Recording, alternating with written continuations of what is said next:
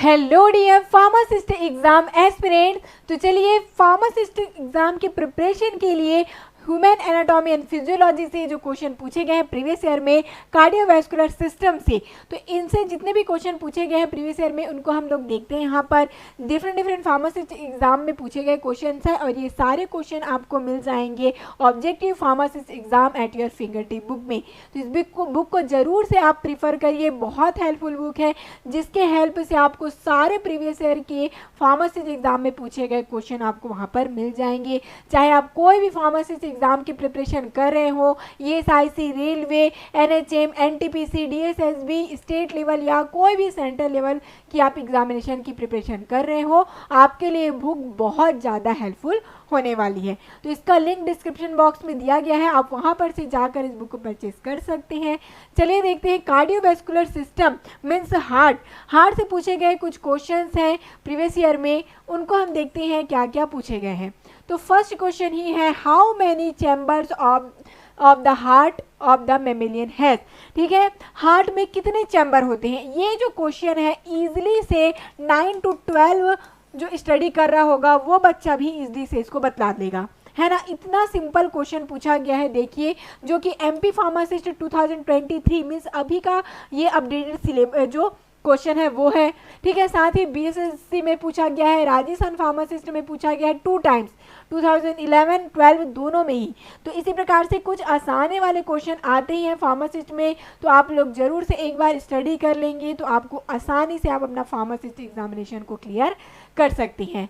तो आपको सभी को पता है, इस प्रकार से आपने चेम्बर देखा होगा हार्ट का कितना होता है, 4 चैम्बर होते हैं इसके, है ना। राइट लेफ्ट जिसमें क्या होता है, राइट और लेफ्ट हो गया जिसमें आर्ट्रियम और वेंट्रिकल ये होती हैं। तो राइट एंड लेफ्ट आर्ट्रियम और राइट और लेफ्ट वेंट्रिकल, ये 4 चैम्बर इनके होते हैं।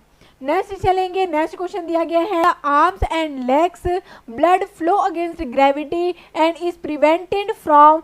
ब्लड है जो ग्रेविटी के अगेंस्ट काम करता है, किसके फ्लो बैक चला जाता है जो आपका ब्लड है, किसकी वजह से। ऑप्शन देख लीजिए, the extremely low pressure of venous blood, walls, movement in the surrounding muscle, the narrowing down of the lumen of when by the contraction of the muscle layer comprising their walls.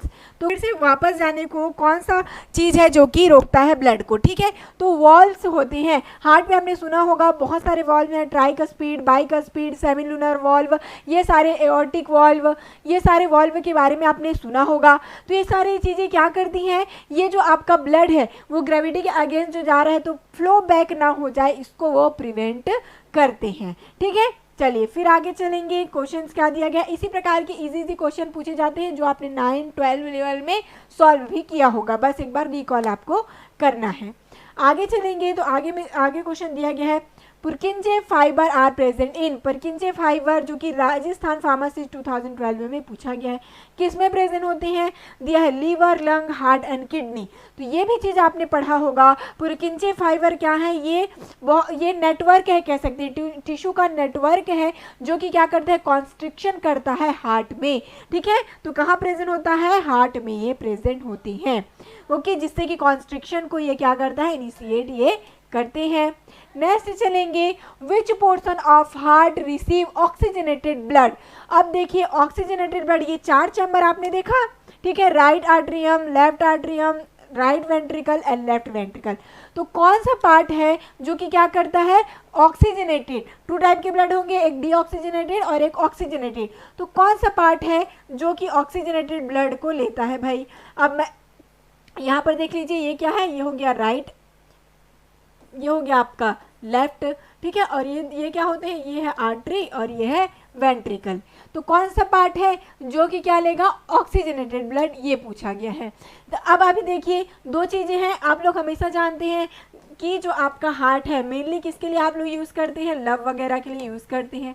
तो आपके जो love one होते हैं, आप हमेशा क्या कहते हैं, वो आपके दिल में रहते हैं, ऐसा आप कहते हैं ना। तो ये जो चैम्बर है आप कौन सा साइड में है ये भी बतला दीजिए उनको, तो वो हमेशा क्या होते हैं, राइट होते हैं। भाई थोड़ा सा सेल्फिश बनिए, उनको क्या कहिए कि आप राइट हो, मैं रॉन्ग हूँ, मतलब मैं लेफ्ट हूँ, आप हमेशा राइट हो, बट आपके साथ क्या होगा, आपके साथ हमेशा ऑक्सीजन रहेगा। आपको जिंदा रहना है ना, इतने भी प्यार में पागल नहीं हो जाना, तो हमेशा आपको क्या करना है, आपको थोड़ा दिमाग से सोचना है कि आपको हमेशा ऑक्सीजन की साइड रहना है, मीन्स आपको लेफ्ट साइड रहना है भाई। और जो आपका लव वन है उसको बोलिए आप हमेशा राइट हो, ऐसा करेंगे तो आपसे कभी झगड़ा वगैरह नहीं होगा। तो ठीक है, उनको कहिए कि आप रहिए राइट साइड, मीन्स वहाँ पर डीऑक्सीजनेटेड ब्लड रखिए, अपने साइड क्या रखिए, आप oxygenated blood means left side, और हमेशा कहाँ से इंटर होगा, आर्टरी से ही, तो मीन्स लेफ्ट आर्टरी से ही क्या होगा, ऑक्सीजनेटेड ब्लड है वो प्रेजेंट होगा। ठीक है, तो जो आपका लेफ्ट आर्ट्रियम है, ठीक है, जिसको हम क्या कहते हैं, ऑरिकुलर भी कहते हैं, वेंट्रिकल ऑरिकुलर, ये आर्ट्रियम को ही ऑरिकल कहते हैं। लेफ्ट ऑरिकल में ही क्या होगा, ऑक्सीजनेटेड ब्लड है वो रिसीव करता है। ओके, आगे चलेंगे।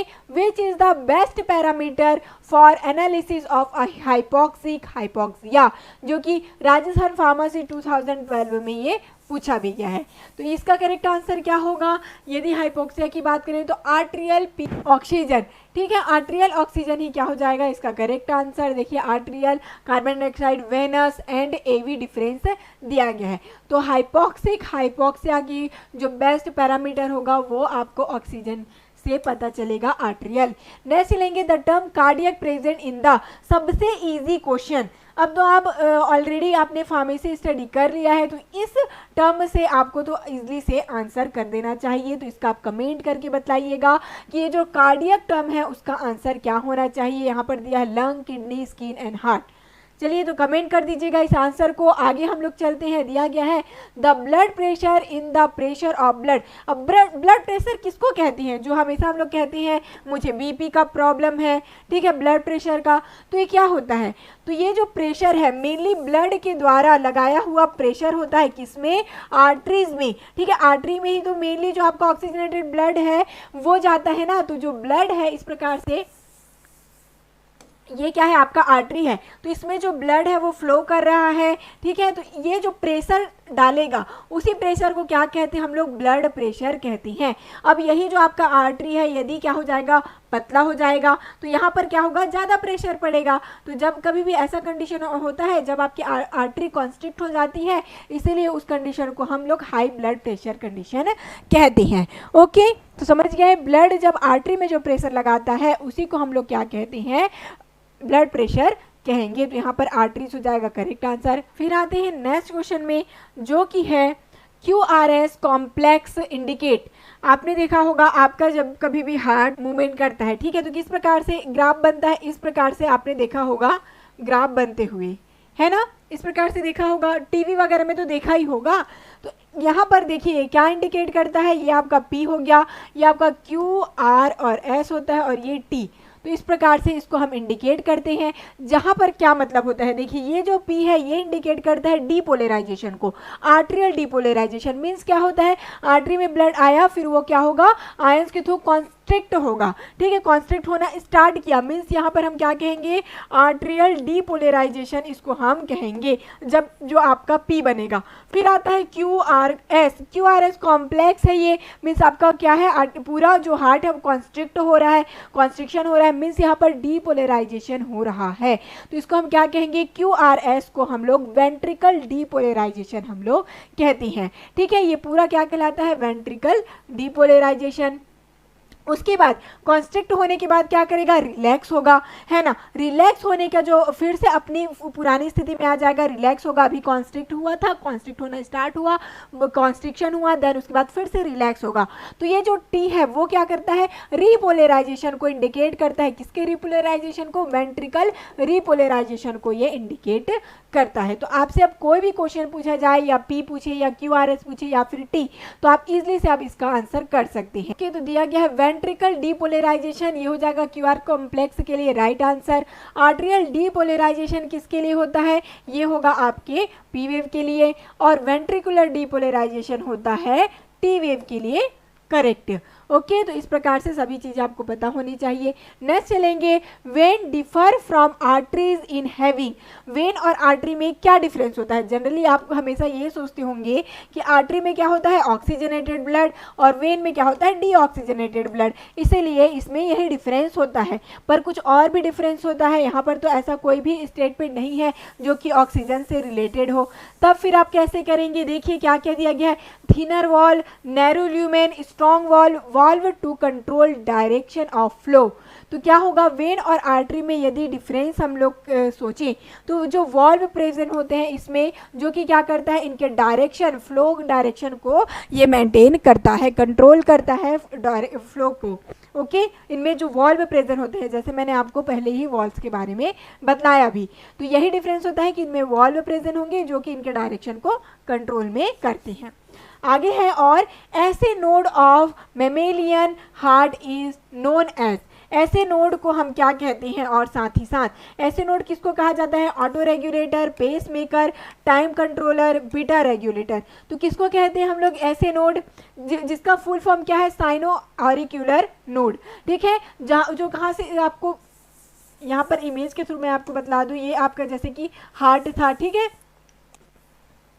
जो हम लोग हार्ट बनाए थे, तो यहाँ पर आपको पता है कि एक क्या होता है, वेना कावा होता है। तो जो सुपेरियर वेना कावा होता है, इस प्रकार से बनाने से का क्या होता है, वेना कावा है, जिसको हम क्या कहते हैं, एस ए नोड कहते हैं। तो ये भी क्या है, नेटवर्क होता है किसका, समझिए सेल्स का, सेल्स का नेटवर्क है, जो कि क्या करता है, ये ऐसे नोड ये भी कॉन्स्ट्रिक्शन कराता है, जो क्या करेगा, कॉन्स्ट्रिक्शन ये कराएगा हार्ट का।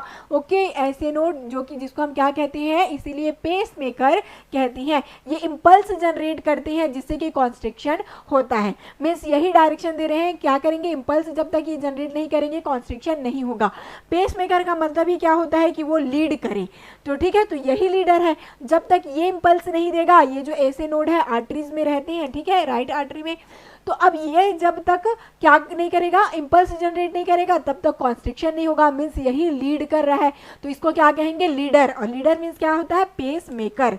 ओके, तो यहाँ पर ऐसे नोड को, साइनो ऑरिकुलर नोड को हम क्या कहते हैं, पेस मेकर ऑफ हार्ट कहा जाता है, जो कि क्या करता है, इंपल्स जनरेट करता है जिससे कि कॉन्स्ट्रिक्शन होता है हार्ट का। तो इस प्रकार से हमने 10 क्वेश्चन देखे, और बहुत से क्वेश्चन हैं जो कि कार्डियोवैस्कुलर सिस्टम में पूछे गए हैं ह्यूमन एनाटॉमी एंड फिजियोलॉजी से, क्योंकि मैक्सिमम 10 to 12 क्वेश्चन पूछ लिए जाते हैं। एचपी बहुत इंपॉर्टेंट सब्जेक्ट हो जाता है फार्मासिस्ट एग्जाम के लिए, तो आपको ज़रूर से इस बुक के हेल्प से आपको ज़रूर से ये सारे क्वेश्चन को सॉल्व करना चाहिए, क्योंकि आप देख सकते हैं क्वेश्चन की रिपीटेशन भी कितने बार है, जैसे कि आरआरबी में ही पूछा गया, साथ ही साथ डीएसएसबी में पूछा गया, तो आपको देख पाएंगे एक ही क्वेश्चन है जो कि कितने बार रिपीटिशन हो रहे हैं। तो अब ये सारे क्वेश्चन यदि आप लोग सॉल्व कर जाते हैं तो ऑब्वियस सी बात है, और आगे यदि आप फार्मासिस्ट एग्जाम दिलाते हैं तो इनके भी रिपीटिशन होने के चांस होंगे, और इसी प्रकार से ही क्वेश्चन आते हैं, तो आपको आसानी होगा। आप जितना ज़्यादा क्वेश्चन सॉल्व करेंगे आपको ईजिली से सारे चीज़ें सॉल्व हो जाएंगी और आपके अच्छे रैंक भी आएंगे। तो ज़रूर से आप objective pharmacist exam at your finger tip book को प्रीफर करें, जिसका लिंक डिस्क्रिप्शन बॉक्स में दिया गया है, या फिर आप जीडीसी क्लासेस ऐप डाउनलोड करके डायरेक्टली वहाँ पर भी परचेज कर सकते हैं। सो मिलते हैं नेक्स्ट लेक्चर में। All the best.